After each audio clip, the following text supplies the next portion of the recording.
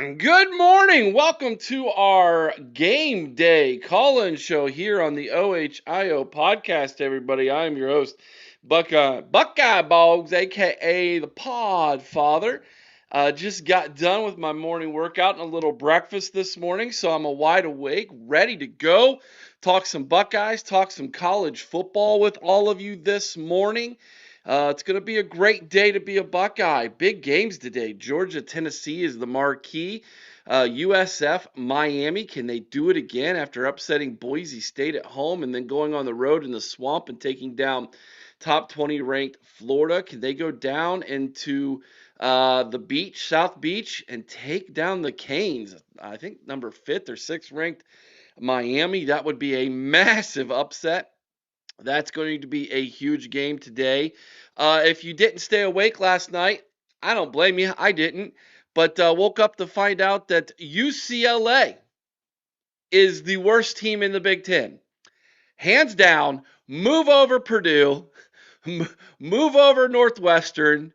UCLA is the basement dwellers in this conference, and Ohio State gets them in the shoe later this season. Nico cannot. He can't bring them. He can't win for them, man. That is a bad football team. They lose last night to a G5 school at home in the Rose Bowl, mind you. Uh, oh, that's wonderful. Mimi in the house. She says, David and I got the t-shirts and have already worn them. Thank you so much. Love them. Glad you like them. Good morning to you. Ryan Day's championship beer with an interesting question. Can Clemson beat Georgia Tech? They better. They better be able to beat Georgia Tech this morning, today. They don't want to fall to 0 and 2. Corey in the house, Dr. Corey. He'll be doing the play-by-play tonight, 7 o'clock, right here on the OHIO podcast. Turn on the TV, turn the volume off. So if you got Peacock, turn on Peacock, turn the volume off, and listen to Dr. Corey and myself. Special guest with us this evening as well. Reason being that I am filling in for the Wild Man today. Chris is working today, and he filled in for me Monday night. I was under the weather Monday, and I actually took the day off work Monday. I wasn't feeling so good. And my stepson, he was really bad. He had 2 days off of school with a high fever, so he got the uck and he passed it to me. But that is what it is. Ryan Day's Championship Beer said we're going to be at the game. Well, enjoy it. We want a full report from you tomorrow night on the OHIO Podcast Discussion Roundtable Show, which, by the way, has a special guest tomorrow. You guessed it. You asked for him. He's back. Ohio State's Rudy. That's right. Mike Wargo will be with us tomorrow evening to talk about Ohio State's win over Ohio University. We'll hand out Buckeye leaves. We'll give letter grades, and we'll turn the second part of the show over to Rudy, over to Mike Wargo. A big announcement coming tomorrow from Wargo and myself as well. Yo, TG in the house as well, and Buck Vader with us this morning as well. And speaking of Buck Vader, I do believe he is number one in the queue today. We're going to be going to Buck Vader in just a minute. So here's how today's going to go. I don't know how Chris has been running his show, which by the way, uh, oh, that's too funny. That's freaking hilarious. Mimi gifted 5 memberships. Thank you so much, Mimi David, for gifting 5 memberships, and one of them went to the troll himself. Blue Wolverine got a membership. Well, thankfully, the rest of these went to deserving people.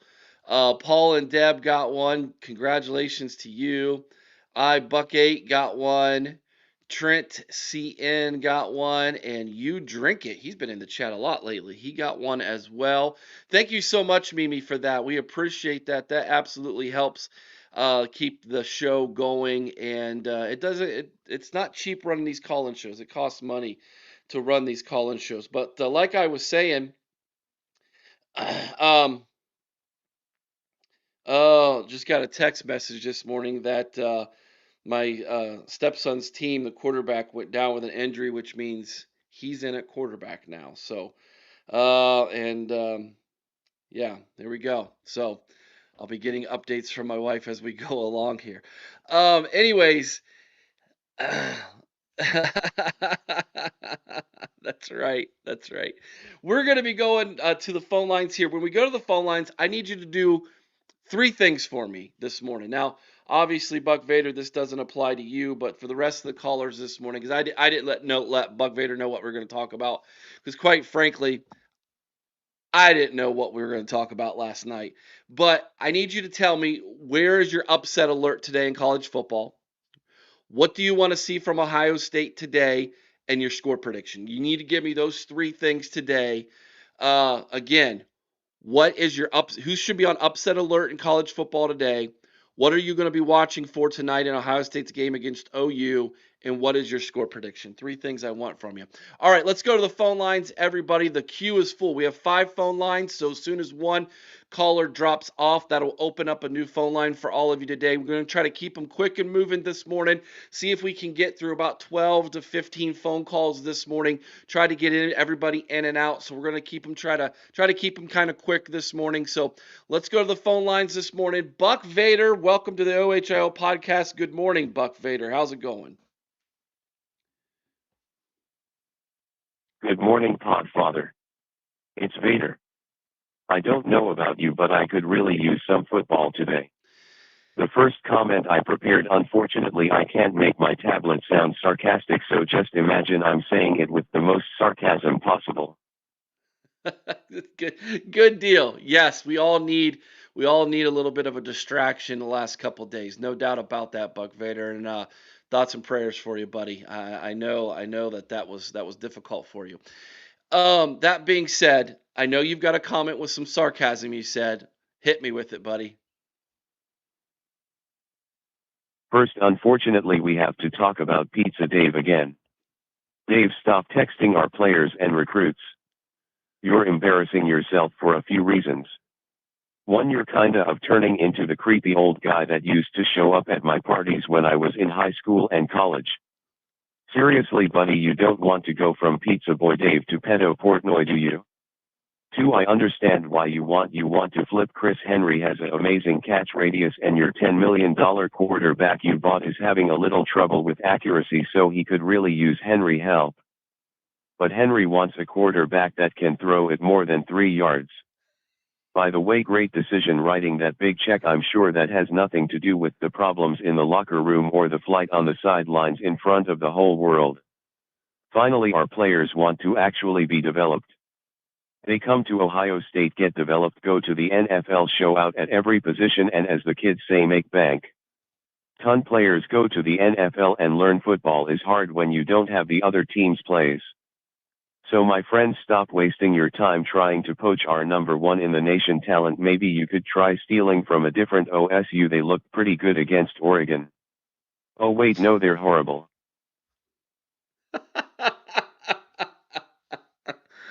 Did you just call Pizza Dave Pedo Portnoy? Did that just happen here on the OHIO podcast? He said, yes, I did. That's exactly what I did. Oh my heavens. You might be one of the funniest dudes I know, Vader. Very good. All right. You said you want to give me a preview for today's game against Ohio University. Go for it.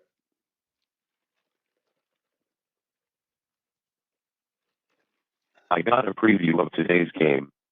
I'm proud to say, as a former student at Ohio University, they have built a very good program. They are coming off a huge win against a Power 4 team, West Virginia University.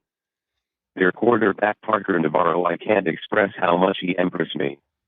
He could have transferred after a great season last year, but he chose to remain loyal to the Bobcats for his final season, and I believe this is why his teammates have been playing so hard for him. Navarro excels at running the ball and is one of those guys with the knack of finding a way to get the job done. Ohio has 2 good running backs and a receiver that will get a look from the NFL. Their defense is young and hungry. Don't panic, Buckeye Nation. This game will be more competitive than last week, but not by much. We have a huge talent advantage at every position. Our passing game is like something they can't even prepare for. The defense, due to our first game against Texas, already has playoff level intensity. One thing, don't freak out if we don't have big sack numbers because we are going to do a lot of cage rushing so we don't give Navarro running lanes. I predict we will use deep rotations and our starters should be out before the fourth quarter. I have the Buckeyes winning 45-10. There you go. 45-10 is Buck Vader's prediction. Yeah. Let me make a comment about what you said about the lower sack totals. Yes, I don't think they're going to let the defensive line over pursue. They're going to want to keep Navarro in the pocket. If he decides to get out of the pocket, the linebackers need to make him pay. Their only chance of keeping this thing close is Navarro doing his magic. If they force him to throw, he will make mistakes. He's thrown 3 interceptions in 2 games. So yeah, that's something to keep your eye on. All right, you have one more comment you said for me about the other games that you're looking forward to today. So go for it, Buck Vader. What else is on the college slate that you want to talk about? I'm looking forward to several games around college football this weekend, especially Miami against South Florida, Notre Dame against Texas A&M, and the backyard brawl. I want to see how Ton does without their amazing head coach. Once again, sarcasm. This is one of the games he chose to be published for. I wish my parents had the same policy as the NCAA when I was growing up. I think this week we start to see who are the contenders and pretenders, most notably Tennessee against Georgia. I have Miami, Notre Dame, and Georgia on upset alert. Ooh, Notre Dame. Okay. Miami, Notre Dame, and Georgia on upset alert. Well, one might argue, Vader, that Tennessee beating Georgia might not be an upset. Georgia's not looked that good, especially up front on the offensive line. And Texas has actually surprisingly looked really, really good in their first 2 games. We're going to find out if Tennessee's for real or if they're going to be able to compete this season or not, or if they are actually the same team they were that finished last year with a whimper or actually took a step back. That one's on at 3:30, I believe, on ABC, everybody, if you're interested in that. Notre Dame is on at the same time as we are on tonight. They're on NBC while we're on the Peacock. Yeah, our Ryan Day's championship beard. If Notre Dame loses this game, oh my God, will all always Irish have a heart attack? The funeral procession will continue. Yeah, yeah, no joke. All right, Vader. Thank you so much for getting us started off with a zinger today, buddy. You got to start off with a zinger. Have a great day. We'll be in contact with you. Make sure if you get a chance, come back, hang out with us in the chat during the live game tonight, Vader. Until we talk again, buddy. OH, Yes, give me an IO, son.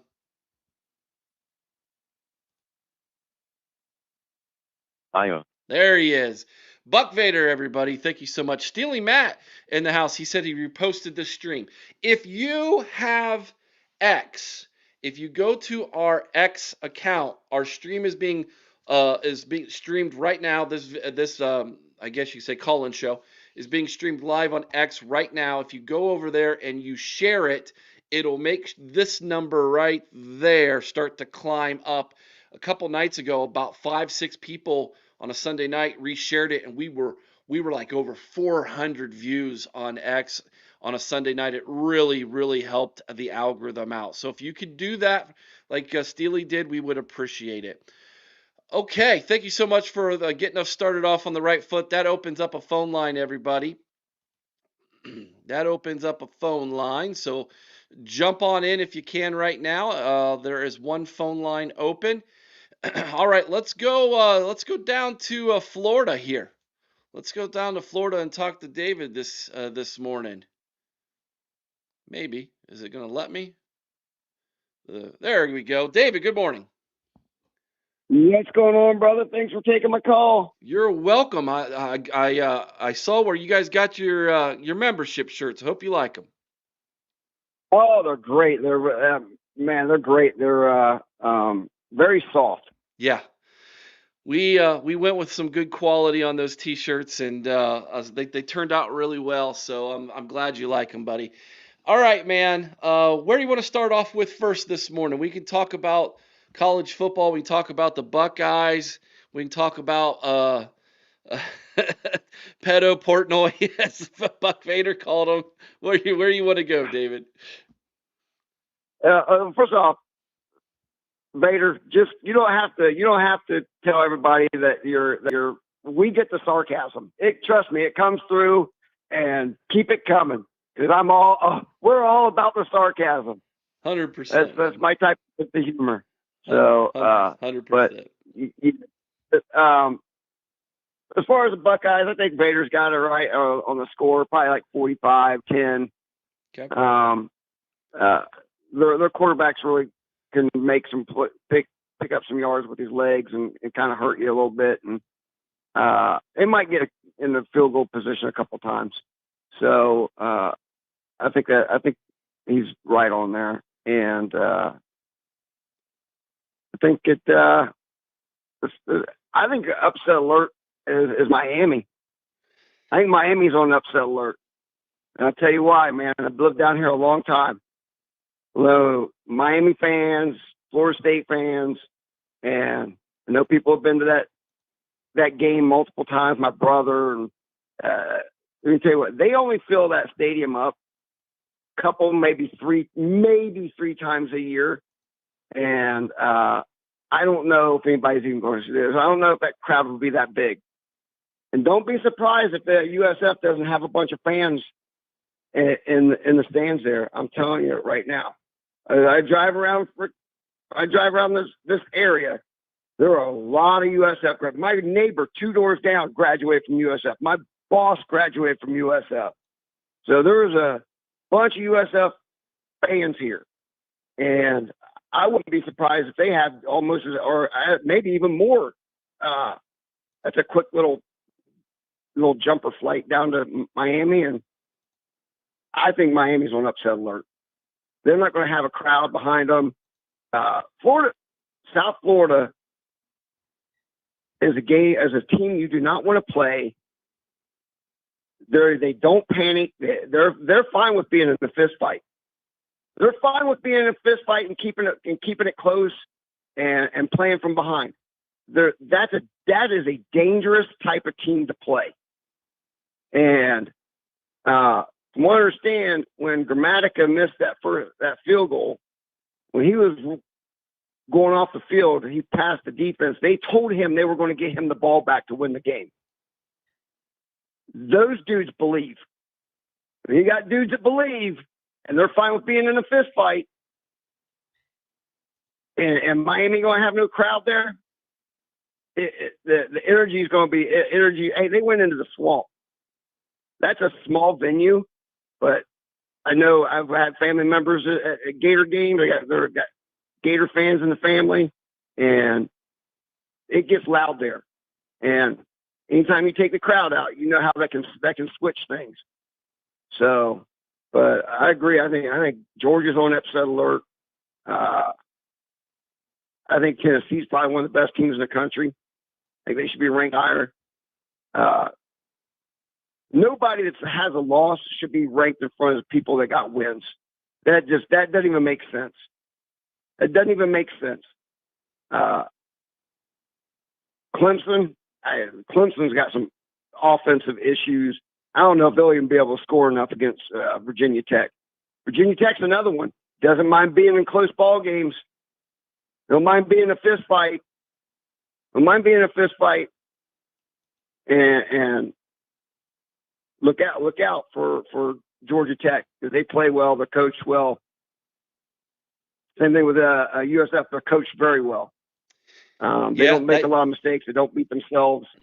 And yeah, teams doesn't beat themselves, and they like being in a fist fight. Look out!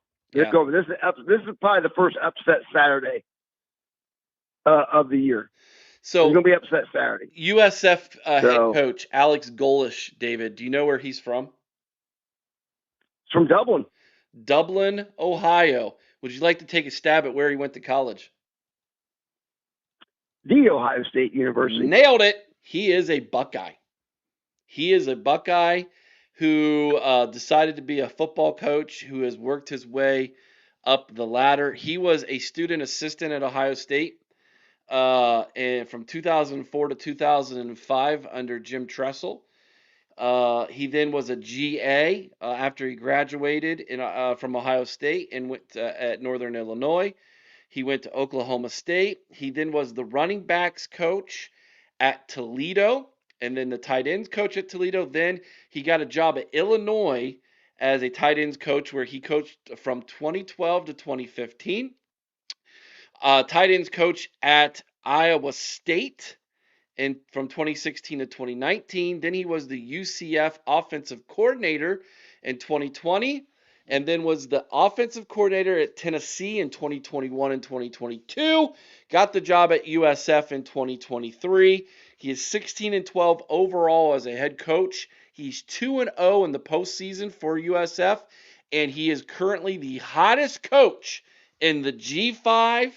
And there are some teams, including possibly Oklahoma State, who might be making a phone call to that man. I would hold out for something better than Oklahoma State. I would as well. And he was certainly. There's going to be some big job openings after this year. And man, just hold out for something good, man. Against Oklahoma State fans, but there's going to be way better jobs in Oklahoma State. There's going to be way better jobs that available. There's going to be some people losing their jobs this year, for sure. I'm so happy. Hey, you know what? This is something I always say about the Florida schools. Hey, you guys will impress me when you can produce a coach, when you can actually produce a coach from the state. When you have somebody that's homegrown, the best you got is like Mario Cristobal right now. That's the best. And I know, and there's another thing going against Miami. At what point does Mario Cristobal? Yeah, he's kind of a James Franklin, ain't he? I mean, he is exactly. At some point, he's gonna shoot himself in the foot. And they've been riding awfully high. And at some point, you get him in a close game, and he starts to panic, USF is got very good game control. They're very good game control. Like I said, they want it to be close. They want it to be close going into the fourth quarter. And I think Miami will panic and they'll do something stupid. And I remember Bobby Bowden said once, you can only get a team up 3 times a year, maybe 4 for your bowl game. And I tell you what, that Miami game, the Notre Dame game was one of their big games already. And Miami's on upset alert in my book. I've seen this movie before. Yeah. So, I have as well. They're my team that needs to be careful. Now I did pick Miami to win the game, but I did not pick them to cover. I took the points in that. So I think USF's going to keep it closer. Is one of the schools that you said will be looking for a new head coach the University of Florida? Absolutely. Yeah. Especially since they just got beat by USF. Yeah.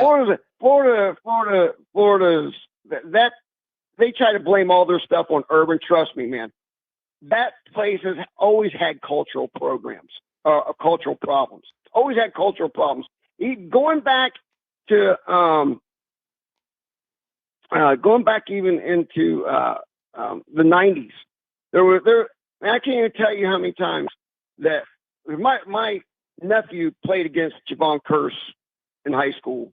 He's from North Fort Myers, and my nephew was a Gator fan. He went up there and hang out with him from time to time. Look, they have always had a bunch of dudes be on the blotter after a game. That is Florida. They try to pin that on Urban all they want. There was cultural issues long before he got there, and it's just part of who they are. They've had a couple coaches who were able to will them to being, elite a couple of times. Florida itself is nothing but a stepping stone school.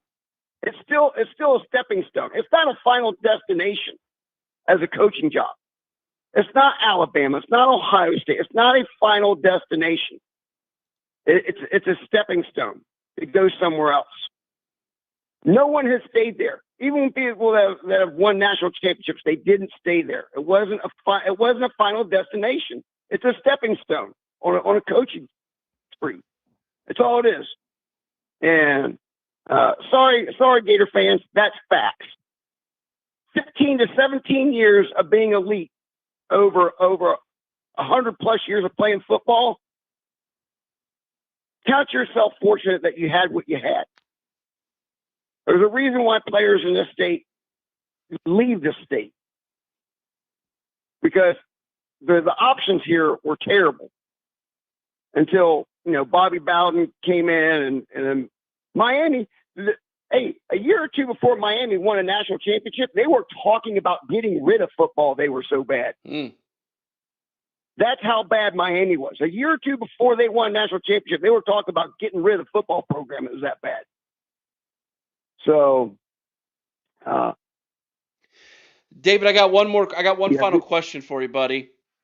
What are you going to be watching for tonight in Ohio State OU in the game? What is it? The offensive line? Is it Julian Sain taking another step? Are you looking to see the running backs actually do something in the first half? What are you going to be watching for? What's something you're going to have your eye on? I really want to see the running game. The running game needs to get going. Yeah. Well, we're not worried about the passing game. I'm not worried about Julian Sain. I'm not worried about the receivers. As long as they just catch the ball, which that was, first game, normal stuff. They got to get that running game going. They got to figure out that running back room. And I think you got to give Jackson and Turbo Rogers some carries and see what they can do. Turbo ain't doing nothing this year, dude. I'm just straight up telling you, they're redshirting him. He might get in a game late in the year, and if it will be, it would probably be on special teams because of his speed. I'm telling you that I've been told by multiple sources, Turbo Rogers is going to be redshirted this year. So don't look for him to get a lot of carries like they did West and Jackson. Okay, that's fine. Jackson definitely has to be getting some touches. He's got size. He's got speed. He's got his being able to make cuts. His vision and timing are you can just see it. He's a back that can see what's developing in front of him and building that timing. I think he's going to be the dude going forward, and get him out there, get him some reps, because when we go out to Washington, the thing for us, our defense is absolutely elite. I have no doubt that we are the number one defense in the country, but Washington's offense, I've watched them 3 times now. Washington's offense is going to come at us for 4 quarters. That's going to be a 4-quarter game. And if we can't go out there and just, and stumble and stub our toe and play like we did. If we play like we did when we went out to Oregon last year, be a problem. You don't want to keep that crowd in there because it gets loud. It gets loud out there. You want to take that crowd. Don't leave them hanging around. Yep. Leave no doubt. Yep. When we go to Washington. But as far as tonight, get the run game going. Not worried about anything on the defense. Would like to see some guys starting to get solidified on that defensive line. I think they're still trying to fit pieces and find guys on that defensive line. But other than that, just go out and do what you're going to do. Do what your game plan is, and just execute the game plan, and everything will be all right. Everyone will work his way out. All right, David, man, I appreciate you calling in, brother, man. You had a lot of good thoughts there. Enjoy the game today. Did you give me a score? Was it 45-10? Is that what you said? Yeah, I'll go with I'm with Bader. I think it's going to be 45-10. Ohio's got they're pretty comp. I've watched them about 3 times this year too. I really enjoy watching them. So it'll be good for the state of Ohio tonight. Beautiful. So, hey. Io. See you later, brother. All right, that was David, everybody. See you later, brother. We're off and running. Off and running on a Saturday morning, everybody. 7:08, you're next. 9:10, you're in the hole. If you want to super chat me your area code, you'll skip the line, everybody. That's how we roll here.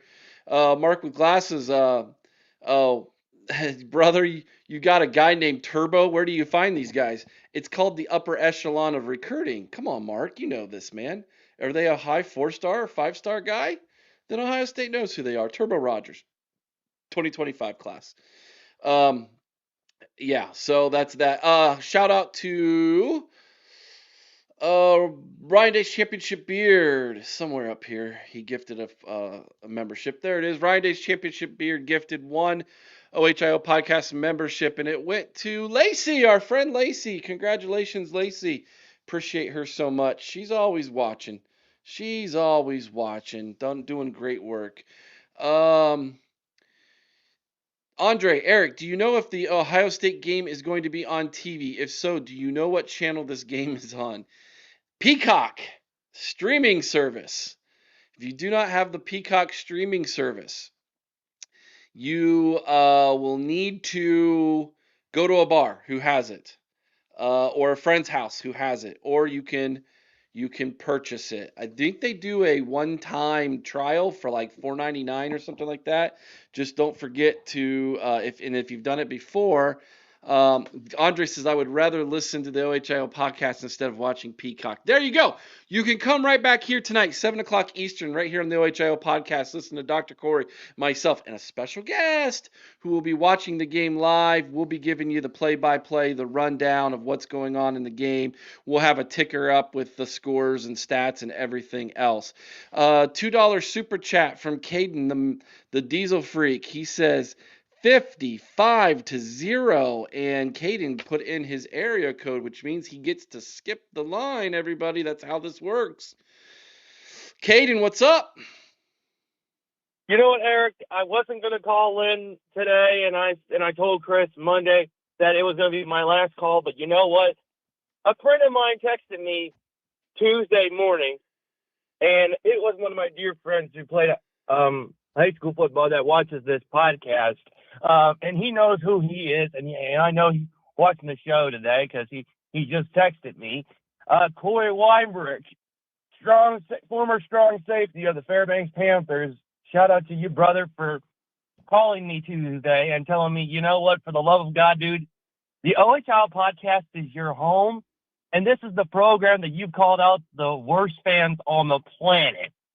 So I appreciate my brother from another mother reaching out to me, and you know what, getting me back in the mood of things after Monday's call. So I do appreciate him. Shout out to you, Big Slick.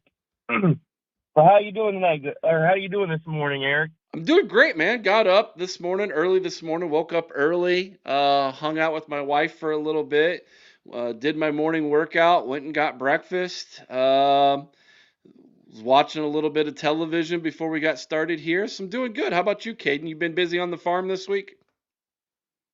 Pretty much. I don't need to even explain how busy it is right now. I mean, we're slow right now. We're probably 2 weeks out from harvest, the first crop of the year to go in the combine, but, you know, it is what it is. I'm not going to complain about it. I'm just going to go. Well, the thing is, I'm going to be at the London Farm Show this coming week on Tuesday.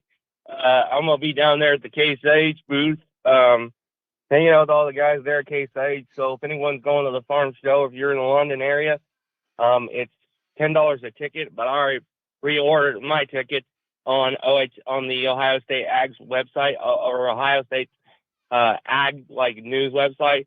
I already bought it off of there, pre-ordered it. So if anyone is interested, the farm chance is this week, Tuesday to Thursday, 8 to 4, and then I believe Thursday is 8 to 5. So just wanted to let anybody know if they want to come find me, you're more than welcome to. Case IH booth. I ain't going to be hard to find.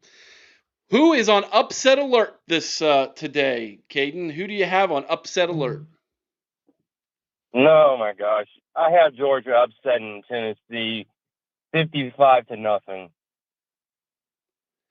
Okay. What about Notre Dame, as you call them? Are they on upset alert? Oh, yeah. And here's the thing. I don't know if you ever heard it. I don't know if you heard, but Always Irish Radio's friend, a friend of John Kennedy, Will and D. He's a member he's also a fellow Irish fan. Okay. He made a little wage with me, Oh. and he said that if Notre Dame does not make the playoffs or is eliminated, then he gives me $500. What do you have to do if they make the playoffs? Do what? What do you have to do for him if they do make the playoffs? I have to do a face reveal on his show, which he's never seen my face, because I normally call in his show from my computer, which my camera doesn't work very well. So I'm going to use my phone instead. Got it. Okay. What are you going to be watching for in today's game, Caden, with Ohio State OU? What do you want to see from the Buckeyes? Eric, and I'm going to say this as an honest Buckeye fan and as someone who studied, the game. Just let the defense cook for 3 quarters. Just let them cook OU for 3 quarters straight.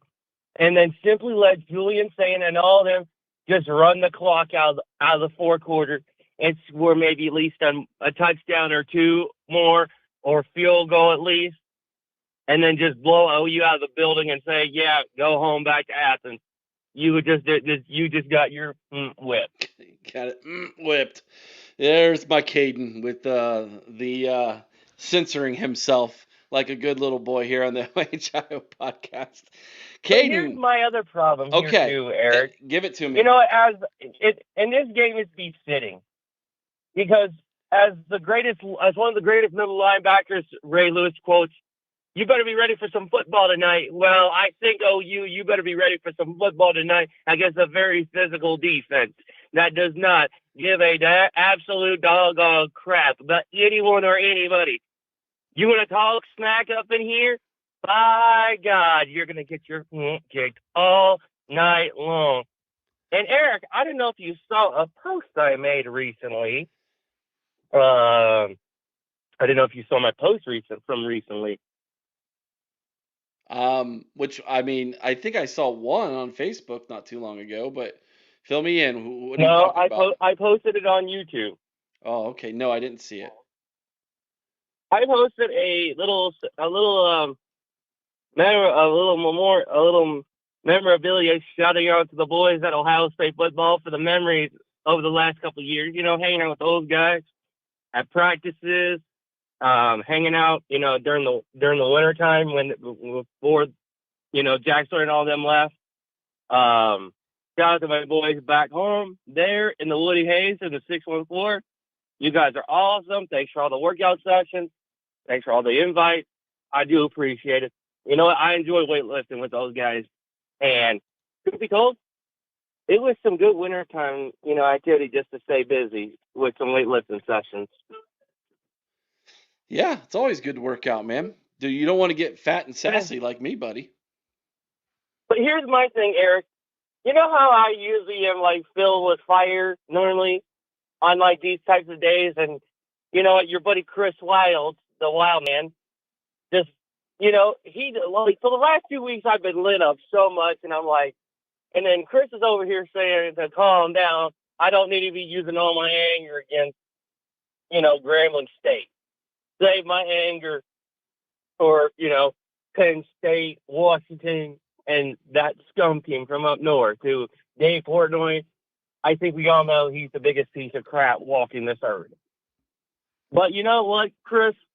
I'm going to have to decline that little piece of advice of yours because this anger is staying all the way up, and this anger is what's going to let this team is what led this team to winning a national championship. It's what's leading this team to win another national championship. So you know what? For the love of God, Eric, you're going to have to let me go on here for about So you know what?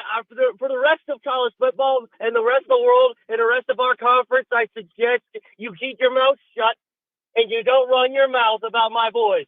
Because if you run your mouth about my dogs, there's going to be hell to pay, and you know it's coming all day long. And you know it. I know it. The boys that wear scarlet and gray know it. You run your mouth, you're going to get your kicked for 60 minutes, and you ain't going to have an excuse to say except you got your kicked for 60 minutes all day long, all night long, and that's all you got to know, son. All right, Caden. All right, buddy. For the love of God, Okay, Eric, okay, I not got a done. little message for your. I got a little message for first because I know I've heard his ugly mouth run for the last couple of days. I've heard him run his mouth. So first, you want to come on here and talk to me, tell me that I'm the biggest piece of dumb crap you ever heard on this planet? I heard your stuff last week. So I got a little message for you in Michigan and that scum nation.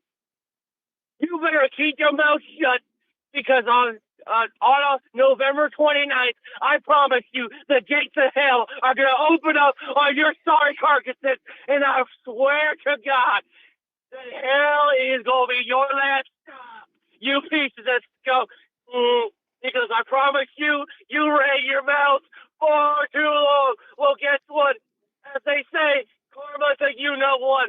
Well, November 29th, you're going to be on the highway to hell after this one, boys. And that's including Penn State, Washington, Southern Cal, and anybody else who dares come in this house, come on the road, talking their crap.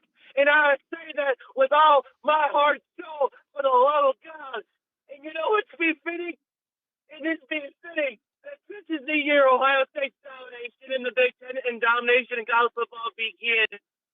So I want to welcome the next opponent to the Hall of Fame because you ran your mouth for too long. Well, you're about to feel more pain mentally and physically for 60 minutes. And I promise you that my damn back and I'm loving this season. Boy, this feels good. Woo! All right, Caden. Have a good day, buddy. Thanks for calling in. OH. Boy, I am so much so good. Woo!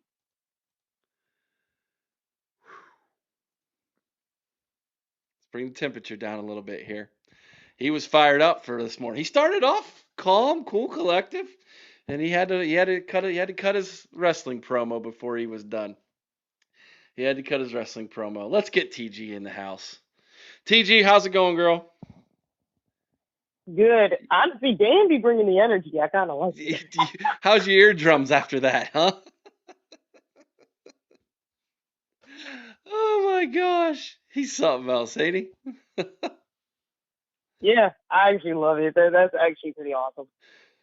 All right, But TG, what's yeah, on no, your mind this morning? I can't wait for game day today. Yeah, this is gonna be a fun one. I think Ohio University is actually a low-level Big Ten team. I mean, they went into Piscataway, New Jersey. They almost beat Rutgers. Rutgers is somewhere around 14th, 15th best in the conference, I think, right now. So I think Ohio University is a low-level Big Ten team. You agree with that? Yeah, yeah, I can see that for sure. I mean, I looked at their team; they got a really talented football team. Like, you know, it's actually it's pretty amazing, and this is why I'm actually excited for the Ohio game. Even though I know for a fact Ohio State's going to win, but Ohio State knows they can't just f around because they're not just any like MAC team. Like they're actually legit good, legit. And what's funny is I believe Oklahoma has a couple of, not Oklahoma, Ohio has a couple of former players from Ohio State on that team, if I'm not mistaken. So that's They had interesting. a they had a Makes more. walk-on receiver, right? Didn't they have a walk-on receiver a year ago? I believe so. I could be wrong, but I mean, I just know they have a couple of former Ohio State players on their team. Obviously, that were probably never going to play. And then they also have kids who feel like they should have been recruited by Ohio State but didn't. So now they're going to want to like take on the Buckeyes. So I kind of find it fun. Yeah, I'm gonna look that up real fast to see if there's any on their roster currently. I know there was one. Uh, oh, let's see. Anyways, Yeah, you always have to deal with the fact that there's some Ohio kids who weren't quite good enough to get an offer from an Ohio State, but they wanted to be Buckeyes, and now here's their chance to play in the shoe. So you always got to be concerned for that. What are you going to be watching for in this game, TG? I'm very interested to find out if there's a position group or something on the offense or defense that you kind of have your mind geared towards in this game. For me, I would say the group I'm going to be paying attention to is mostly going to be the running back room because people are kind of blowing that out of proportion. Like the running back room was good against Grambling. They actually were really good. Yeah. But I still want to pay attention to see how these guys continuously come along and how they're going to build that room. And I'm also going to be paying attention to the right guards, particularly Tegra and Ethan. I want to see how those guys are going to look too, even though they've been pretty impressive since their beginning. I want to continue to see them improve as well. I'm not gonna lie. Yeah. Those are the two I'm really paying attention for. Defense, I just want to see the younger guys. I want to continue to see the interior of the D-line. I hear that Logan George is going to get some playing time from everything I've heard, so they really are excited to have him come in and play. Obviously, because of his injury that he suffered during camp, he didn't get much. So I'm going to be excited to watch him and see what he does. Who's that? Continuously do, at least. Who was that? Mm-hmm. Logan George. Oh, yes, because he was injured, right? Yeah, he was injured, so I'm actually excited to see what he's going to do. I'm going to pay attention to him and see how he plays. I'm also going to continue to watch CJ Hicks continue to improve, as well as the interior of our D-line, because I've been really impressed with Will Smith Jr. I am not going to lie. He's impressed me. I love what I'm seeing. Tywon Malone, he's been really good as well. But I also want to continue to see Jarquez Carter and Zion Grady and all the others, including Dominic Kirk. I want to see all of our younger D linemen. I want to see what they look like. I want to continue to see more depth being built. Here's the player we were thinking of, TG. Caleb Gossett, a wide receiver from Olentangy High School. He was a walk-on at Ohio State, and then he transferred to Ohio University. He's a wide receiver. So Caleb Gossett, number 88. If he plays tonight, he is a former Buckeye walk-on. Yes. So there's one of them. I was going through the roster here while you were talking, trying to find where these players you were talking about. There's one of them. Okay. They also have one from Michigan, by the way. I'm excited just to watch the team, continue to watch our young guys get more playing time. I'm excited to see more of Devin Sanchez, and Aaron Scott, and Bryce West, obviously. I just want to pay attention really to our younger guys just to see how much better they can get and see them get more playing time and more experience. Because, as we all know, this is going to be an NFL stretch of a season, so you got to have the depth, you got to have these guys ready to play. So I'm just excited to really see the younger guys and the guys who got in the portal that haven't got the full-on playing time, either because they were injured or just at the time you're just trying to make some stuff work for them. So, I'm just excited to see him whenever we do get the chance. Everything I hear, that kid's been impressive. He is really, really fast, guys.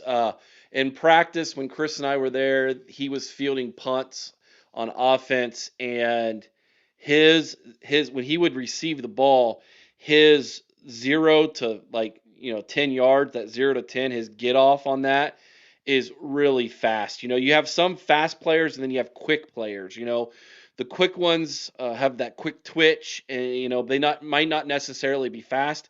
Turbo Rogers is both. He's quick twitch, and when he gets up to full speed, he's gone. So he's going to be a special teams gem. The other player you're thinking of, TG, is Nate Regal, a defensive end from Findlay, Ohio, who was also a walk-on at Ohio State last year. He also plays for Ohio University. Those are the two you were thinking of. So good call. All right. Yeah, I'm excited. I'm actually excited for that. And like I said, from everything I understand, given how good of a team Ohio's been, this is going to make Ohio State stay locked in, which I love it. Yeah. I love it. Yeah. Yeah, they're good. It's not going to be your cakewalk of a freaking MAC team. It's actually going to be a legitimate, good MAC team. Yeah. Yeah, this team won the MAC last year, and they have a lot of the players back this year. So this is a very good football team. This is not going to be a walk in the park where we just roll our helmets out there and we expect to win by 70. That's not going to happen today. This is going to be a legitimate opponent. Um, and it's going to be good for us because I think this is a really good stepping stone to Washington in 2 weeks. Are they as good as Washington? No. But they're not too far No. off. They're not too far off. So it's a good Yeah, they're stepping not. stone. They're not. And you know what's funny is like Ryan Day, it's just the same thing. He's like, no, we're not going to take Ohio. Like, we're going to take them seriously. Like, they're really, like, even when you have, like, the players and the coaches who acknowledge that, that's even better. But that tells you just how great this culture is, obviously, and how much common sense actually means something there. And how it could prepare them for Washington to go forward, because they got a pretty good defense. I'll give Ohio that. They got a really good defense. And if you're telling me they got the players back from what they had last year, like, you can expect this team to be better this year than they were last year. I think that's what, and there's a possibility they could be a playoff team for all you know. Just saying, they could be. They could be. If they would have beaten Rutgers, then they would have had a much better shot. I think that the G5 school that people need to keep their eye on is Southern Florida.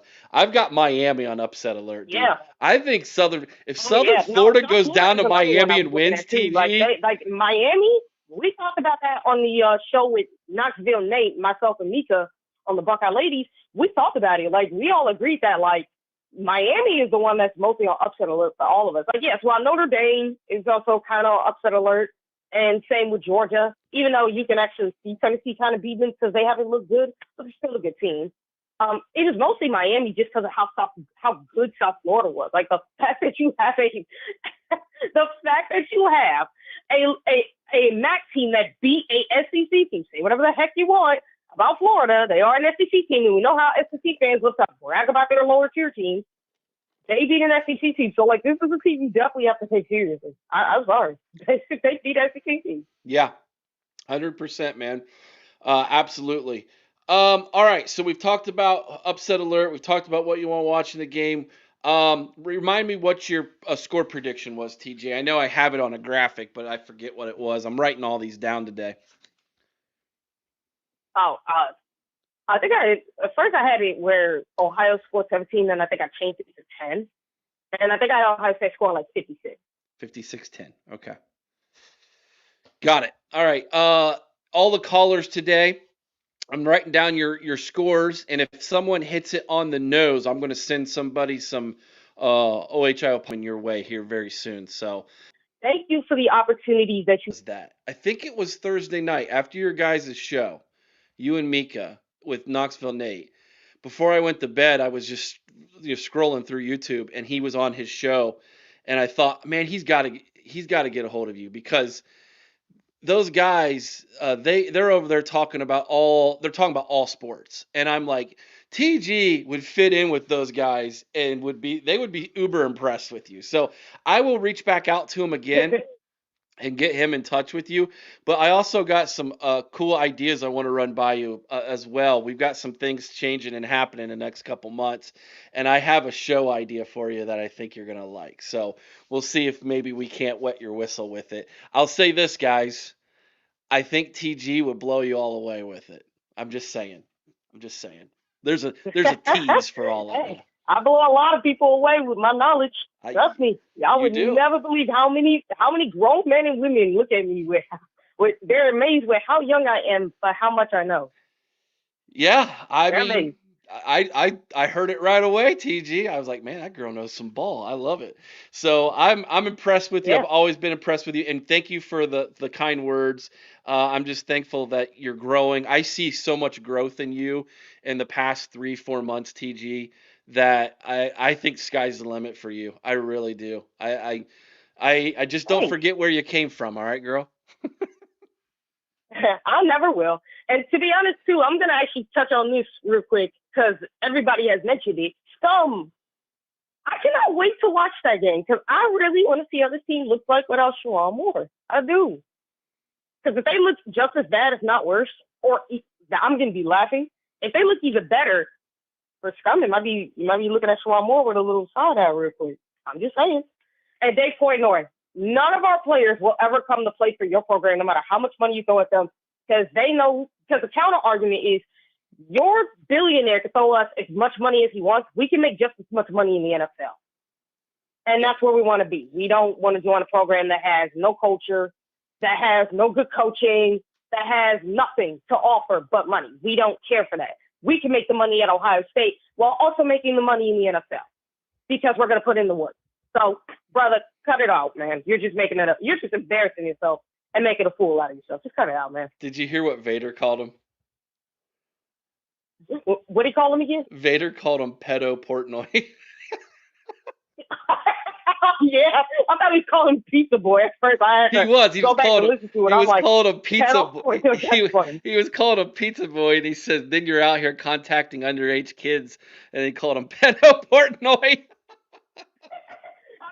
Pizza Boy Pedal Portnoy. That's actually what he is. Pizza Boy Pedal Portnoy. That's a tongue twister is what that is. Enjoy the game today, TG. I will be in touch with you. I'll run some ideas by you. All right, girl? All right. Hey, Eric, just to let you know, if you ever want me to do some watch-alongs with you, Corey, and the others, I'm always free to do so. Yep. We will. I'll run that by Corey. It's kind of Corey's thing. That's his like you have your show with Sean and you have your show with Mika. Corey's thing is the game watches, and so I kind of let him run it, just kind of like I let you guys run your show. So I'll get you in touch with him if he ever needs somebody, and if we need somebody, I absolutely will keep you in mind. I would love to watch a show with you. I think that'd be a lot of fun. Yeah. Thanks for calling, TG. Have a good day. All right. Hey, thanks for having me again, man. You're welcome. IO. I'm so doggone proud of that girl. She has grown so much in this space since the first time I met her. And I'm amazed by her growth. I'm not blowing smoke up anybody's butt here. I really do think she's talented enough to go places in this industry. She just, keeps grinding. The right person's gonna see her and see the talent, and gonna offer her a lot of money to do this full time somewhere. So, anyways, good to have all of you with us in the chat. A lot of the great chats going back and forth. Mika's with us. Good to see Mika in the chat. I want to remind everybody you can skip the line if you would like by putting in a super chat with your area code in it. That'll let me know who you are, and then you get to skip the line. You don't have to wait. We have 5 lines for everybody. Right now, we've got 2 lines open for everybody. 567-483-1999 is the call-in number if you would like to call in this morning. I do have a new game song for everybody. I posted it yesterday. I actually had over 70 views last night, which is a lot more than we normally get from those videos, but I will play it at the end of the show on our way out for everybody if you haven't heard it already. It's called Brutus Brings the Boom, and it is an ode to Brutus Buckeye and his desire to get even, you could say, with one Rufus the Bobcat for what happened 15 years ago in the shoe. All right, back to the phone lines we go. He's going to ask me my first question. That is, I'm sure, about the team up north. What's going on, Tyler? No. What? No. Oh, don't disappoint me now, Tyler. Jonathan Smith. Come on, dude. Dude, I just got done typing Jonathan Wells, all right? And I made the mistake of putting in Jonathan Smith. Tyler catches it, has to rub my nose in it. Gosh darn it. How you doing this morning, Tyler? I just wanted to say that, Eric. It was a great song. Listen to it, guys. It's a great song. And I come to find out, too, Eric, that apparently Brutus and Rufus they humped it out this week. Oh, that's so gay. Come on. Dude, I know. I'm like, bro, why are you hooking it out? Yeah, Yeah. Here's my idea. Did you hear my idea that I had during the Ohio State Ohio University preview video we did? Yeah, I did. You got punched him. Yeah. I think Ohio State should give Anthony Schlegel the Brutus costume for the beginning of the game. And when Rufus comes out, Schlegel absolutely annihilates him. That's my plan. That was what I would want to see happen. Well, no, instead, Eric, they hug it out. Yeah. Yeah, I don't know, man. It's kind of lame. It's sad. Yeah. But, I mean, I understand we're trying, like, time heals all wounds and all that stuff, but the fact is, right, Brutus has absolutely the right to tackle Rufus. Yeah, he does. So here's what's funny about that, Tyler. Did you know that the guy who was playing Rufus that day 15 years ago was not even a student at Ohio University? No, I didn't. Yeah, he wasn't even a student at the university. So they couldn't even kick him out of school. He didn't even go there. He had gone the year before and had dropped out, and they couldn't find nobody, and he volunteered to do it, and then he goes off and he does that. He did this like publicity stunt with it or whatever, to try to See, Eric, I expect that from Michigan fans. right. That's something I expect from Michigan. But now that Vader also brought up the fact that Portnoy, I heard that this week. I was like, there's no way Portnoy tried to steal Chris Henry Jr. Apparently. I'm like, I know that Portnoy. What I saw against you guys in Oklahoma. Why do you think he would go to? Why do you think he would go to Michigan? Money. Dave Portnoy's hoping he can buy him. That's what it is. It's all about NIL. He's thinking, hey, I can just buy him. So, are you also going to try to buy out Katie Dixon Wyatt too? Jameer Brown? I mean, at this rate, he would have to throw probably somewhere in the ballpark of $200 million. Somewhere in the ballpark of $200 million in NIL to get the kind of roster to compete against Ohio State. That is as far as recruiting. If he was going to go after 5-star guys like that, I mean, if he's willing to do it, he's got the money to do it, and he wants to burn through it. But those guys get on campus, you still have to develop them. Just because they were 5 stars in high school doesn't mean that they're going to be all world and you're going to win everything without great coaching and development. It's one of the reasons why the whole Underwood experiment is a risk. Because what if Underwood looks at this past year and it's a failure, and he's like, I'm not anywhere closer to the NFL in 1 year than I was last year. And if I go to LSU or if I go to another school, USC, wherever, with a coach that can develop me. Eric, here's my problem, right? Is their wide receiver coach, Ron Bellamy, he has shown that he cannot develop wide receivers.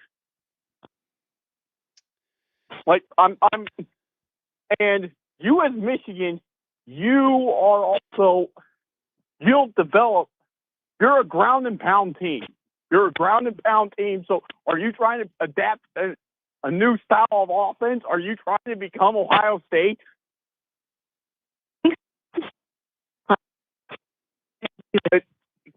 I don't understand, Eric. I really don't. Well, I mean, I understand what he's trying to do. He's trying to woo or poach or persuade recruits to come to Ohio State and keep them from Ohio State. It's what recruiting is. It's always been recruiting. It's just he's using NIL to do it. That's all the difference is. And he's got the money to do it. So I don't fault the guy, but at the same time, if he doesn't succeed, you better believe he's going to hear from Ohio State fans about it. Fans like Buck Vader, myself, TG, you, Tyler, we're going to start calling him Petno Portnoy. Pedo Portnoy, that's going to be his new nickname now. Because he's out here contacting all these underage kids, trying to persuade them with money. Boy, what's that sound like? It gives a bad look, Eric. It gives a bad look. It's a very perception-wise. It looks like it's very creepy. Exactly. Honestly, that you're contacting little underage kids, and you're trying to get them, and you're trying to buy them. Yep. If I'm Chris Henry, I would file a law. I would file a protective order against Portnoy. Hey, what are you looking to be watching in tonight's game? What are you watching for, Tyler? I want to see, and also I'm glad you brought that up, Eric, because remember that video that you posted this week about Bo Jackson? Yes. Well, I love Bo Jackson. I love James Peoples, but the fact is, if you can have all the talent in the world, but if you keep fumbling, Bo Jackson, like you can sit your butt on the sidelines. I don't need you because you're not. I don't trust you. I want to see Bo Jackson hold on to that football like like his life is depending on it, because the way that the coaching staff is using him and coaching him is they need him for big games, and I don't want my star running back to give up a fumble when we go to Ann Arbor. No, you're right, but I just keep in mind Archie Griffin fumbled in his first game too. Yeah, that's true. That's true. So now the other thing I want to see is I want to see, can we get Parker Navarro, limit Parker Navarro to getting any rushing yards? He's going to make plays, but we need to see if we can stop him, because the same thing, we're at the same worry when we go to Washington, Eric, because their quarterback, he's a runner too. Yeah, so no, you nailed it. You nailed it. Parker Navarro is the leading rusher for Ohio University right now, guys. Like, he is their leading rusher. So, and he in this offense that Ohio runs is a Bud Light to Washington's Bud Heavy. That's exactly what they are. They are a Washington Light. This is a great tune-up game for Washington, for Ohio State. It couldn't be any better on the schedule for them. So making sure that we limit Navarro in his rushing ability, we put pressure on him in the passing game, is going to be crucial in this football game. Great call on that, Tyler. What is your prediction for the score, Tyler? I got 56-7, Eric. 56-7. Who should be on upset alert in college football today? I know how everyone's saying Georgia, but here's the problem with Georgia, though, Eric. Tennessee is out there 2 starting corners.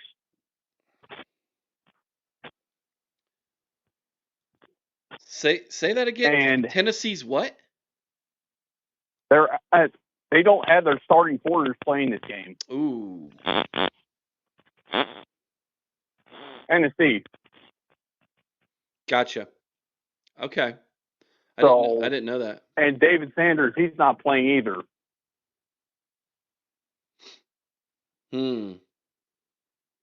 Okay.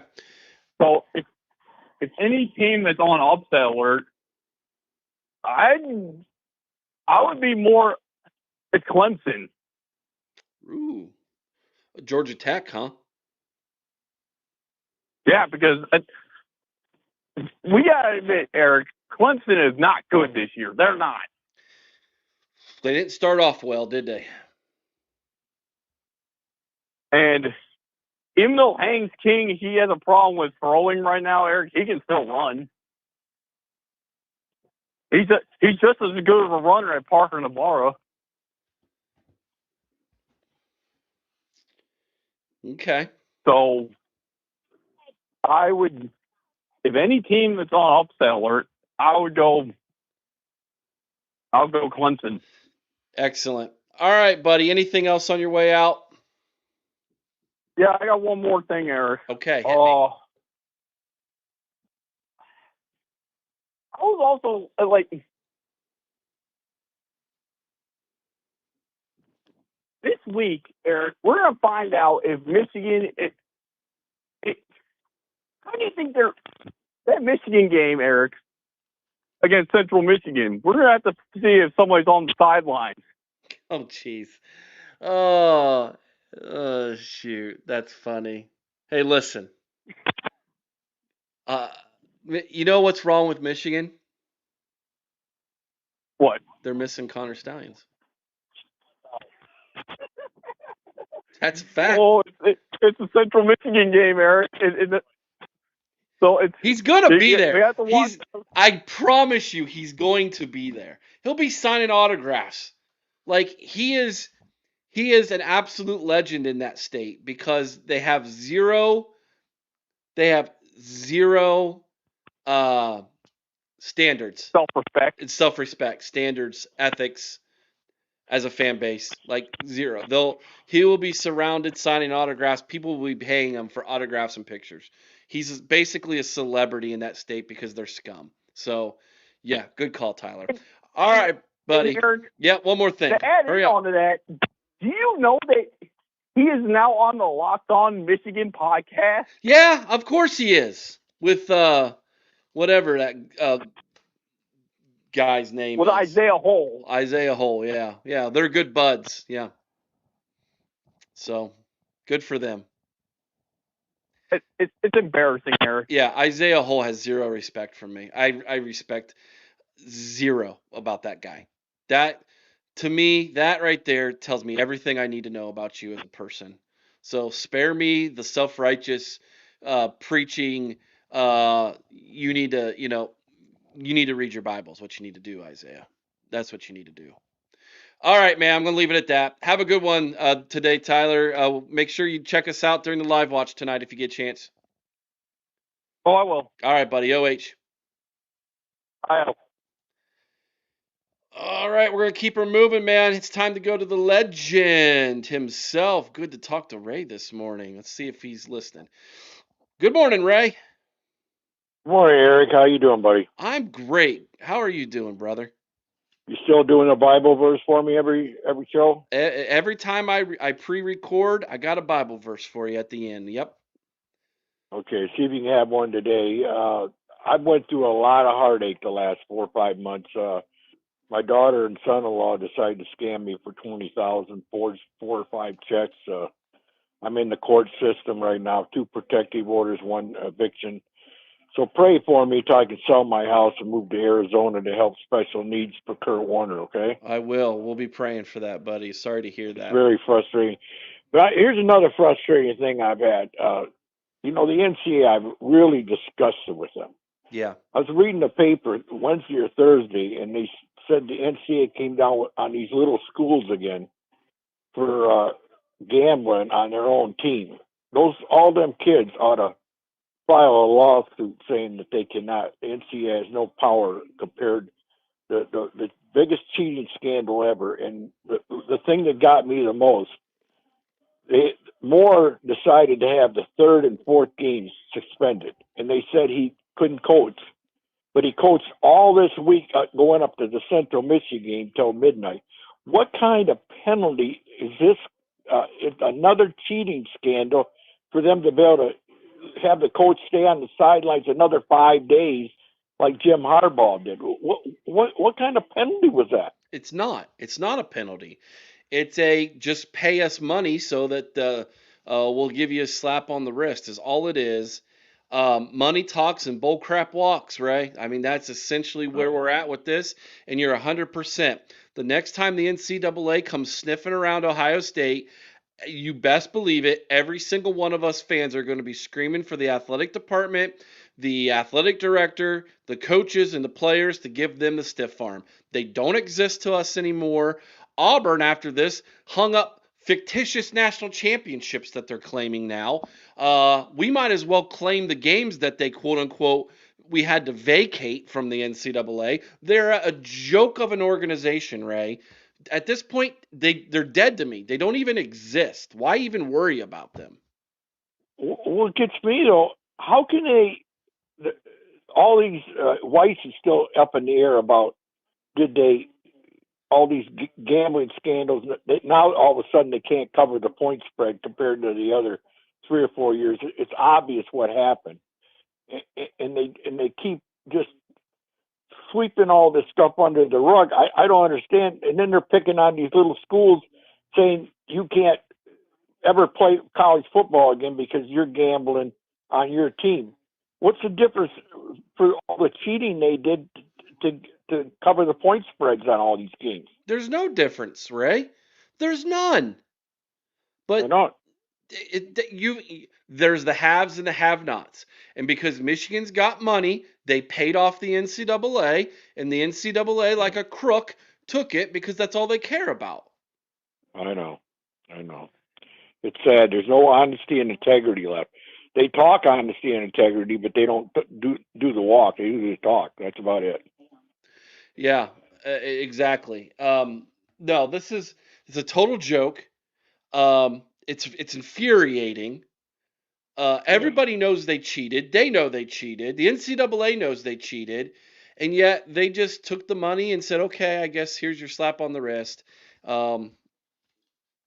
It's sad. So when these coaches and players keep cheating now along the way, there's no avenue out of it. They can keep doing it, right? Yeah. Why not? Yeah. That's the way I feel. Yeah. Ray, I hope we don't take this team for granted. I hear they're pretty good. I don't know how are you. Yeah, so they're 1-1 on the season. They lost by 3 points to open the season against Rutgers. They then where did they play that game, at Rutgers, or was it? It was in New Jersey. Yes, it was on the road in New Jersey. They lost by 3 points. I think it was 34-31 was the final score. And then the next game. They beat West Virginia last week 17-10.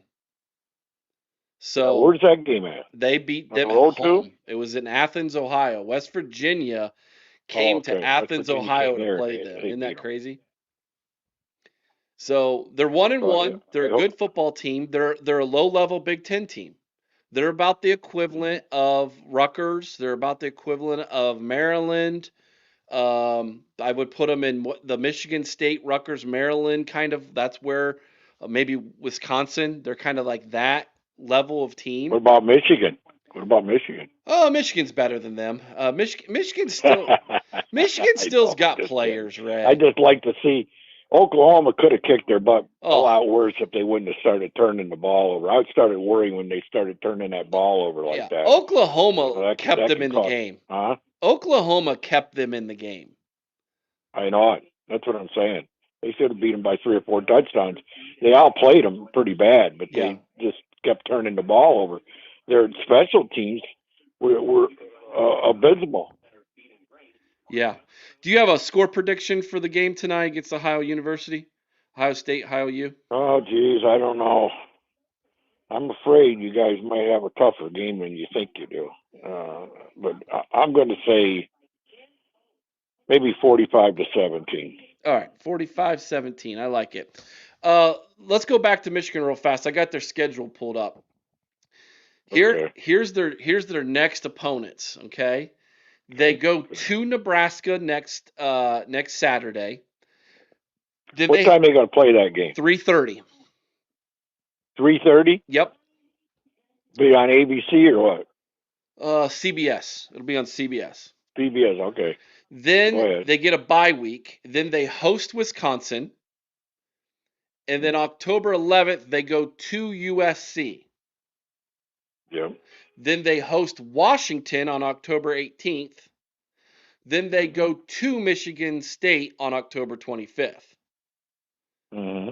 Then they get 3 easy games before Ohio State. They get Purdue, Northwestern, and Maryland. So I look at that stretch: Nebraska, Wisconsin, USC, Washington, Michigan State.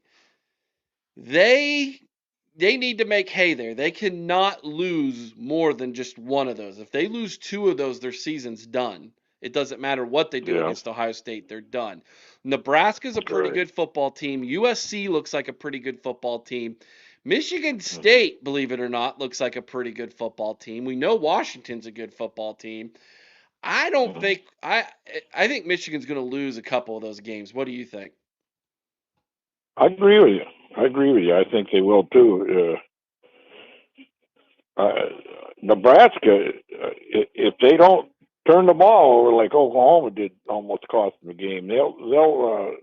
I think they'll whipple them pretty soundly. And USC, ain't they 2-0 so far? Yeah, they've looked pretty good. Yeah. Yeah, they've looked pretty good in their 2 victories. I think they can beat them too. Yep. Now the Washington game, I don't know. It's at the big house, so even when we go up there, we gotta take care of business. I'm telling you, we cannot go in there thinking we got that game won, because there's been so many times they went up there and should have beat Michigan, couldn't do it. They can't start turning the ball over and start making stupid mistakes. If they just play a sound game, they'll beat Michigan. But you can't take it for granted when there's 110,000 people against you. Yeah, exactly. I got you. Ray, is there anybody So that should be on upset alert today in college football? yeah, I don't know. I'd say Miami's got a chance of being upset. Notre Dame, a little bit of a chance. Uh, Georgia, Tennessee. Now that's an interesting game. It is. Uh, Tennessee is what 2-0 too, right? Correct. Yes. Yeah, that could be a barn burner right there. Yes, it could. You're right. I don't know who's going to win that game. It's going to be close either way. Yeah, it's in Knoxville, Tennessee too. So Tennessee has the home I field know, but advantage it could there. be a field goal or less. I think in that game. Yep, I got you. So we'll see. It's interesting. I'm getting ready to go out here and try to do a jog, so I need to get rid of some of my stress. So Well, I you got keep praying for me. I will, Ray. I'll You, pray you're for gonna, you. You pray for you're me, gonna have a buddy. Bible verse for the end of the show for me. Sure, I'll grab one here for you and All right. God bless you, buddy. Have a good day. take Okay? care. All right. OH. IO, go Bucks. All right. Let me go to one more phone call and I'll get Ray a Bible verse ready for the end of the show. I think this is Mika.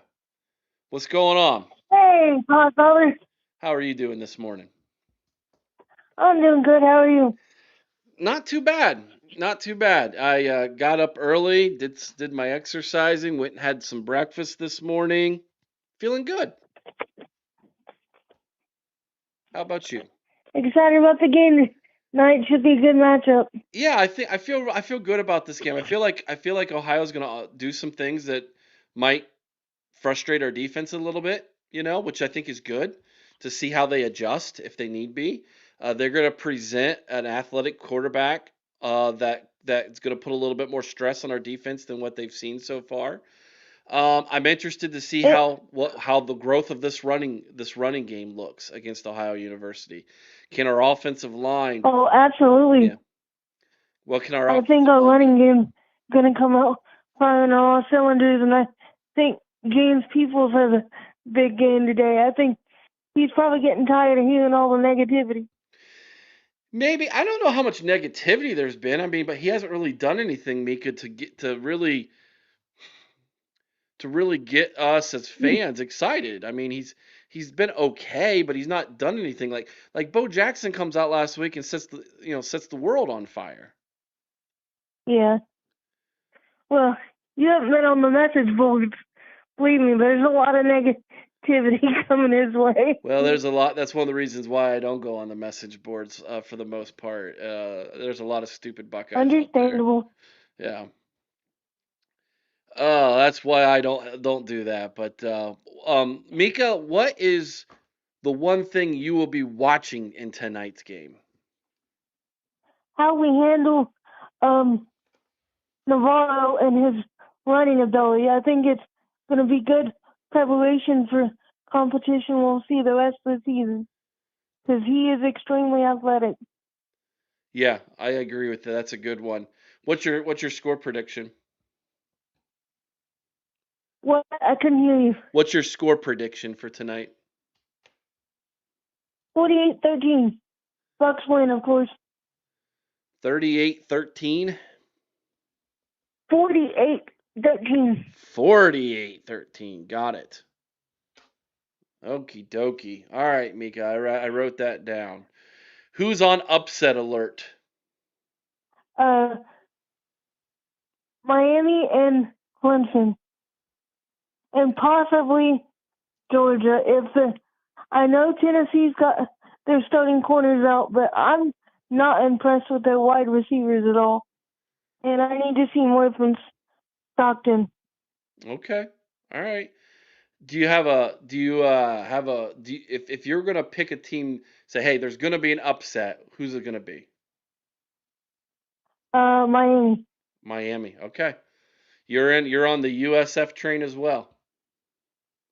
Gotta root for Alex Golesh, former Buckeye, Yeah. head coach of USF Bulls. Yep. Dublin, Ohio kid went to Westerville High School.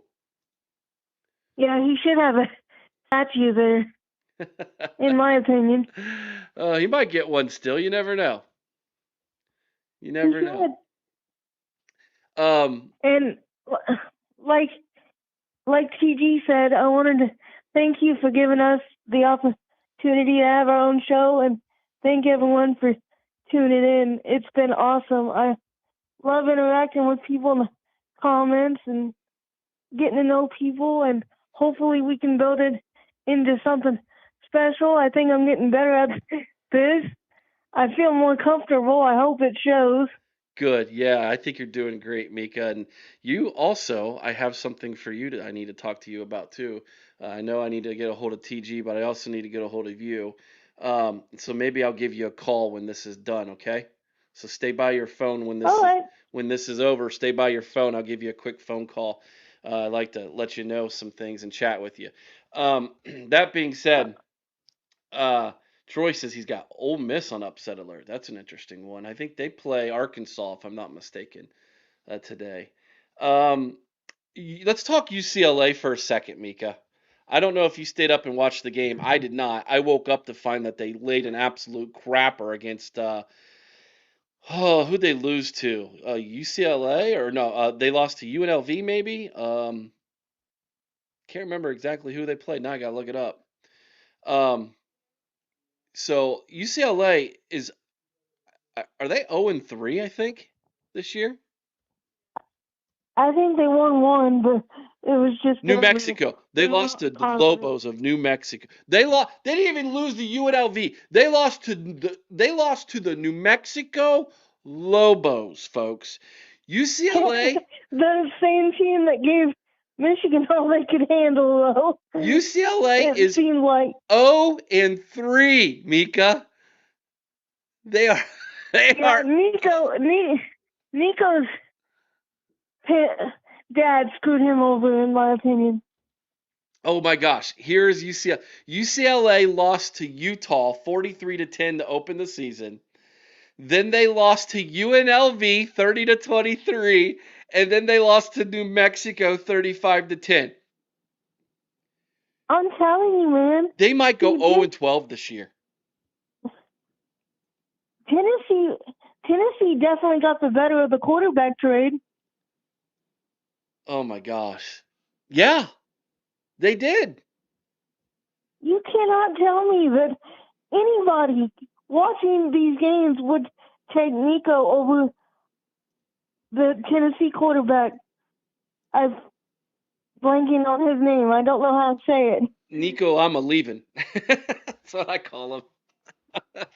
No, the Tennessee quarterback that used to play for UCLA. Oh. Joey Aguilar. Joey Aguilar, yes, gotcha. Oh man. That kid's a competitor. Yeah. Like, that's one of the reasons why I'll be watching to see what Tennessee does today. That kid's got some fight in him. so much more than Nico. Yeah, that's good call. Yeah, I think he might be the better one. You're right. That's wild. Yeah, they definitely got the better of the quarterback swamp. Ryan Day's championship beard asked if UCLA has enough helmets for him. Not when he I comes. can't hear you. Uh, You're breaking up. RDCB said, "Does UCLA have enough helmets for him when he comes to Ohio State?" I don't know. You might need to come with like 3 or 4. Hey, you think if I wear my sunglasses to the Central Michigan game, they'll let me on the sidelines? Yes, Mika, I think they should. All you got to do is come up with a fake press pass and wear some sunglasses, and they'll let you right on the field. I'll wear my sunglasses and a fake beard. How's that? Yeah, there you go. Oh my gosh, this is hilarious. Mika, anything else on your mind this morning? No, I just wanted to call in and get everyone pumped for the game and tell everyone thanks for tuning into a show and thank you for the opportunity. Everyone's been great. It's been awesome. I really enjoyed it. Hopefully we can grow it into something. I appreciate everyone's support. I can't put in words how much it means. It really does. I mean, I've made some really good friends doing this as well, and I just love everybody, love Buckeye Nation, and let's get excited for tonight, and hopefully it'll be a good game. Indeed, Mika. If you get the chance to come hang out with us in the chat during the live watch, we'd love to have you, girl. Hang out by your phone here after the show's over. We got another caller, but hang out by your phone. I'll give you a phone call, okay? Okay. All right. We'll talk to you soon. OH. I love you guys. Go Bucks. Go Bucks. That was Mika Hanna, everybody. The one and only, the marvelous one. All right, let's bring him on. He's a shock star. What's going on this morning, Sean? Just getting off work and thought I'd jump on quick, say howdy to you and give a shout out to everybody and just excited to be able to go home and watch some football now. Yeah, me too. As soon as we get done here, that's exactly what I'm gonna do. I think Sarah just got home. I heard the door open, so I'll go find out how Xander did this morning. But Sean, what's your score prediction and what will you be watching for in tonight's game? I think I told you earlier, I think it was 52-10. Okay. I believe. I'm going to watch. There's two positions I'm watching. I'm going to watch the offensive line and see how the running game improved this week. And I'm also going to watch the defensive line and see how much pressure we get on the quarterback. I think those are the two things that this team really needs to work on. Okay. Excellent. I want to see pressure without them having to dial up blitzes. I want our front four to be able to get pressure on Navarro and make him uncomfortable. Indeed. Now, are you worried at all about Navarro's his legs? He's leading the team. He's leading the Bobcats in rushing this year. He's got 180 plus yards in 2 games. He's averaging over 90 yards a game running the football. He does have 3 interceptions though, so it almost makes you want to believe they want to keep him in the pocket and make him throw the football. Yeah, I'm not gonna lie, because last year that was the Achilles heel of our defense is, quarterbacks getting outside the pocket, breaking containment, and I mean we even gave up a lot of yards to Dylan Raiola, and that guy can't run very well. So I'm hoping that Patricia has solved that problem this year, and I think today will be a good test to see how we do against them. Yeah, that's a good point. How many turnovers do you think this defense is going to produce today? I say between 2 and 4. Okay, so 3 it is. Gotcha. 3. That'd be a good day. That would be a good day. Well, around there, around 2 to 4. I mean, I'd be happy with 3. I mean, 2 would be great too. Let me ask you this question, Tyler. Did Riley Pettijohn and Bo Jackson earn more playing time with their play last week? I believe so. I agree. I need to see Bo Jackson run with the ones a little bit, see what that looks like. I'm very Yes, he curious. needs to. Yeah, very curious what that would look like. And this is a great game to do it. Does this bye Yeah, he week needs to. continue? Sorry. Sorry, Eric. Go ahead, Sean. No, I would love to see Bo get a chance with the first team, line to see what he could do. I think it's important to get a good read off of what he can do against first teamers. Yeah, I'm with you. I forget what I was gonna ask now. I don't know. I'm losing steam here this morning. I need like at the end of the show, sometimes my brain gets frazzled. I've noticed that lately. I'm not Oh, sure I what I get was it. gonna. Yeah, I'm not sure what I was gonna ask you now. But are you gonna come hang out with us in the chat during the live watch, buddy? If you can get away or If I can get away, I'm gonna have my daughter with me, so we're okay. gonna watch the game. And usually, if I'm watching the game, she likes to take my phone and play games with it. So because I'll have the TV, so Right, a right. little compromise I got to do with her, but maybe at halftime, maybe I'll be able to sneak in there and hey, what's up to everybody? Tyler, thank you for reminding me. I was going to ask you, Sean, if you felt like this bye week was coming too early in the season. I don't like it, but I mean, it is what it is. And it gives us a chance to work on stuff. And if anybody's a little dinged up, give us maybe it gives these younger kids a chance to catch their breath a little bit. Right. Yeah. It's one of those things where,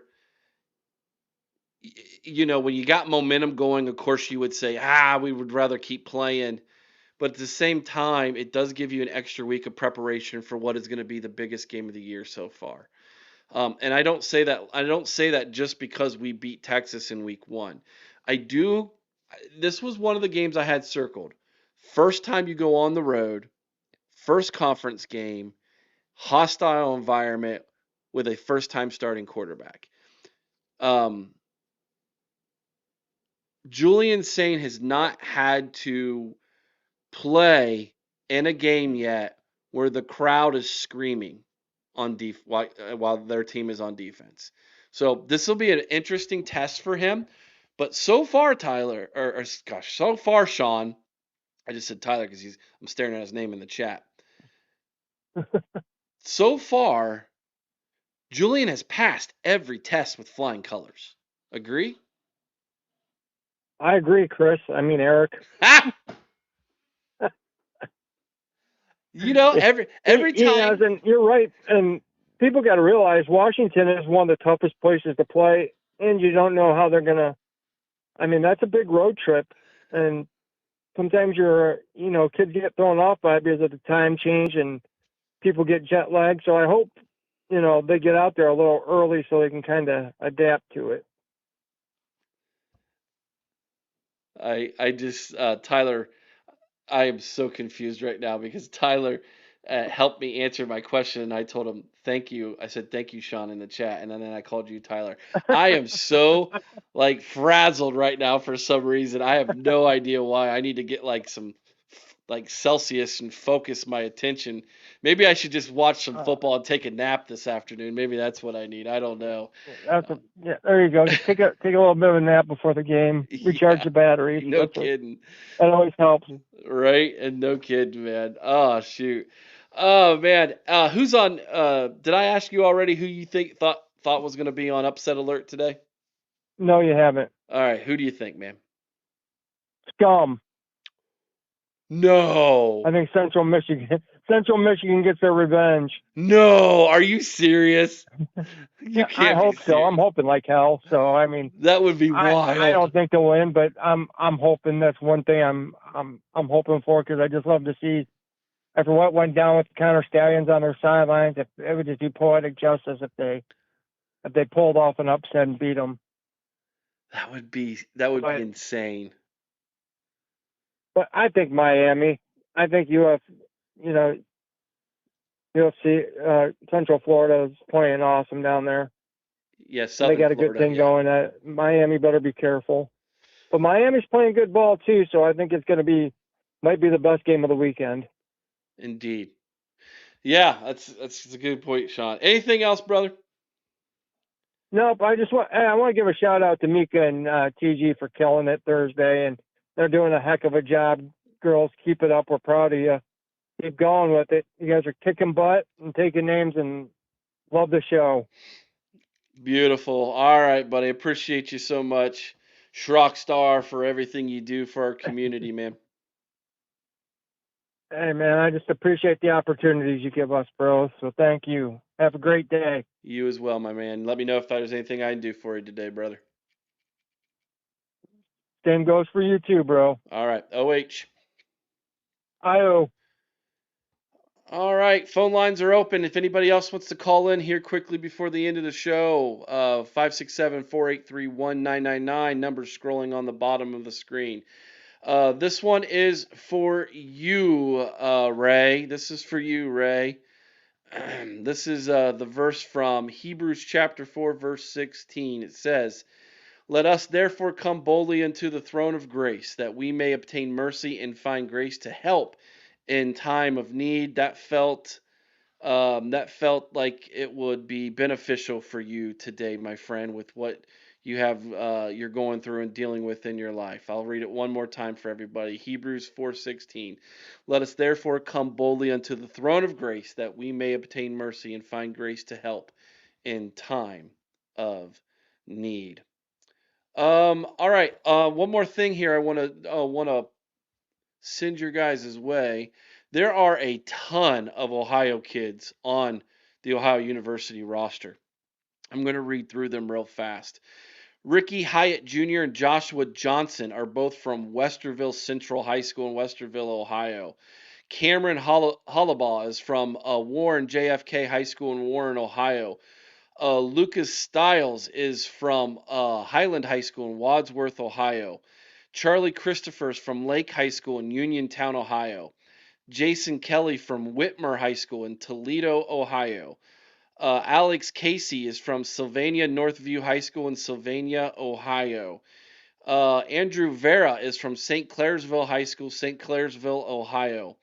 Dominic Konopka is from Highland High School in Sharon Center, Ohio. Tim Bowles from Perkins High School in Sandusky, Ohio. We have three from Pick North in Pickerington, Ohio. Mike Taylor Jr., Tyson Long, and AJ Miller. And then there's one from Pick Central, also Pickerington, Ohio, RJ Kelcher. Let's see, moving along here. We've got Mason Williams from Magador High School in Magador, Ohio. Creed Hill is from Highland High School in Medina, Ohio. Doe Boyland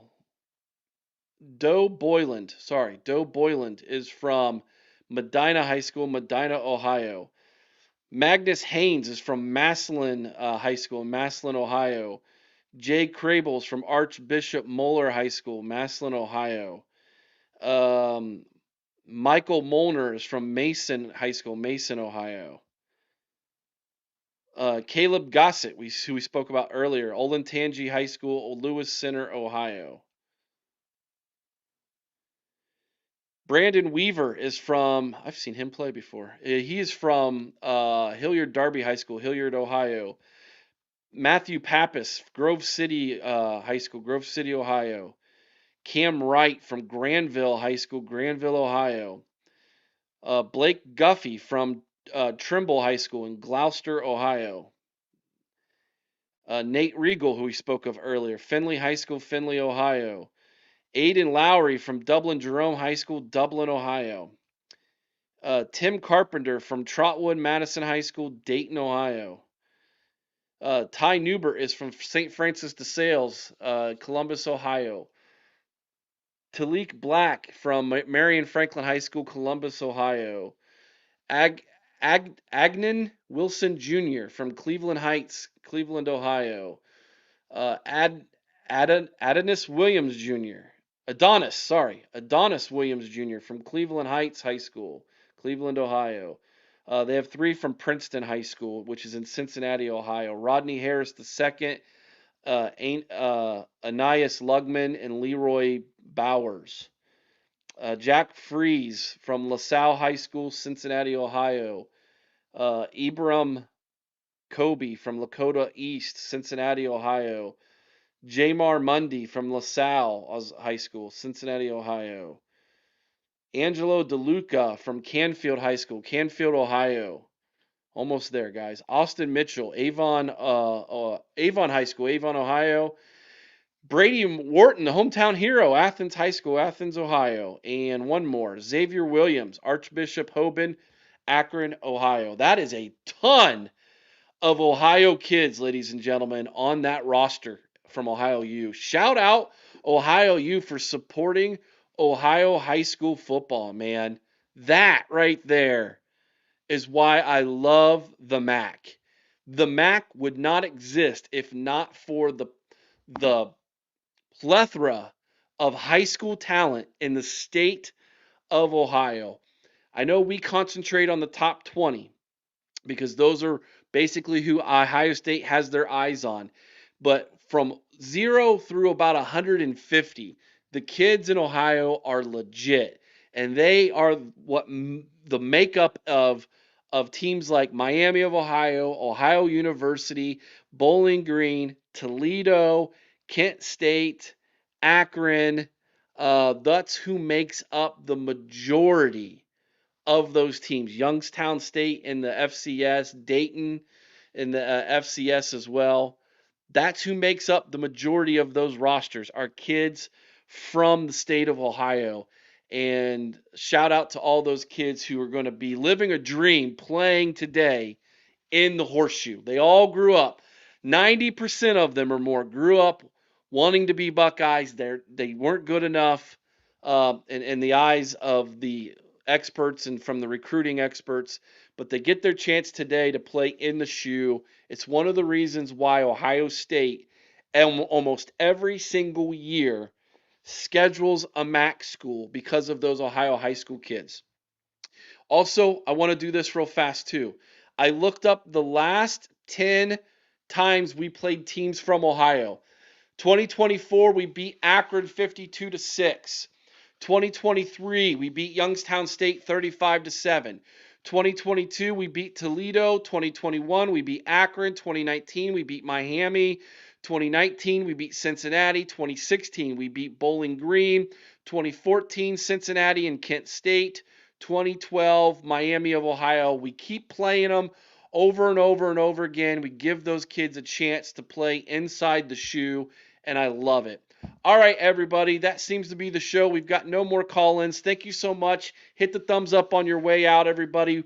Come back tonight, 7 o'clock, right here on the OHIO podcast. We'll be doing our live watch party. It's going to be a lot of fun. Don't miss it. Tomorrow night, 8 o'clock Eastern as well, right here on the OHIO podcast. Special guest, the Rudy of Ohio State, Mike Wargo, will be with us. And on our way out, here is our song, Mistake and All, pointed out by Tyler, Mistake and All. Brutus brings the boom.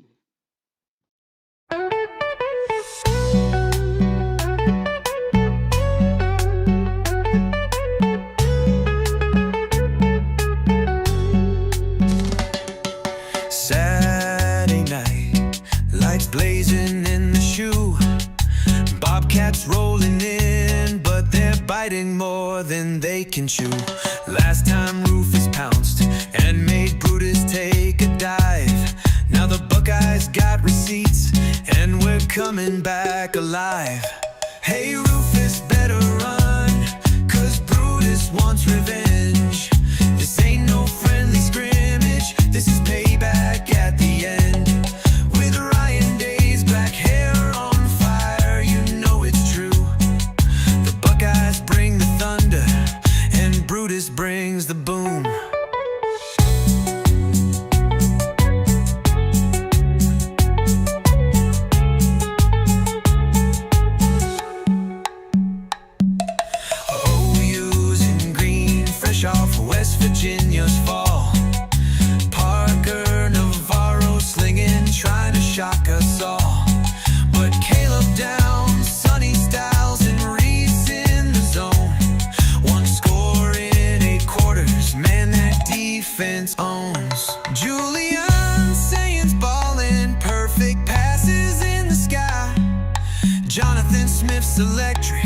him torch another guy. The horseshoe shaking louder, it's a scarlet tidal wave. And the Bobcats know by halftime there ain't no game to save. Hey Rufus, better run, 'cause Brutus wants revenge. This ain't no friendly scrimmage, this is payback at the end. With Ryan Day's black hair on fire, you know it's true. The Buckeyes bring the thunder, and Brutus brings the boom.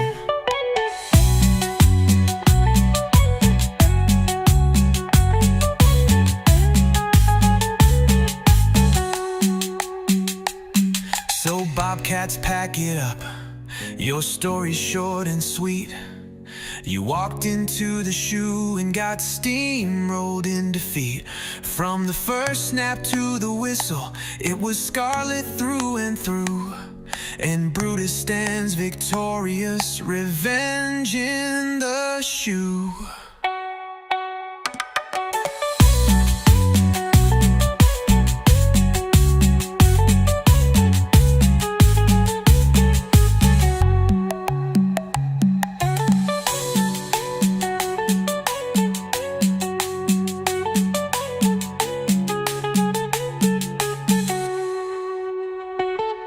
So Bobcats, pack it up. Your story's short and sweet. You walked into the shoe and got steamrolled in defeat. From the first snap to the whistle, it was scarlet through and through. And Brutus stands victorious, revenge in